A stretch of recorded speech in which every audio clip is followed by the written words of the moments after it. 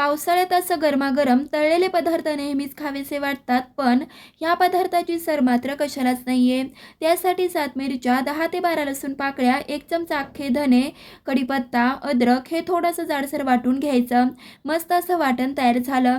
इथं मी बेसन चाळून घेतलं, त्यामध्ये पाव चमचा लाल तिखट, चवीपुरतं मीठ घातलं, व्यवस्थित एकजीव करायचं. लागेल तसं पाणी घातलं. अशा पद्धतीने पीठ भिजवलं, सध्यासाठी बाजूला ठेवलं. 2 पळी तेल कढईमध्ये गरम केलं, त्यामध्ये मोहरी जिऱ्याची खमंग फोडणी केली. तयार करून घेतलेलं वाटण घालायचं. वाटणाचा कच्चेपणा गेला की पुन्हा ह्यामध्ये कोथिंबीर, पाव चमचा हिंग आणि अर्धा चमचा हळद घालायची.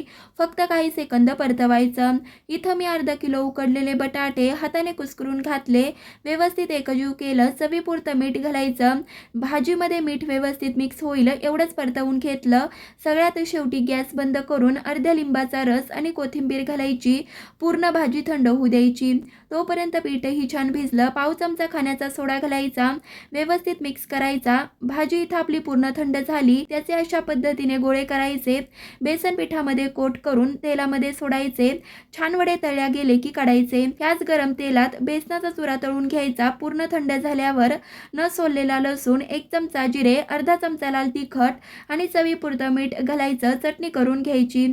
मस्त असा पाव मधोमध कट केला, त्यावरती चटणी, गरमागरम वडा ठेवायचा.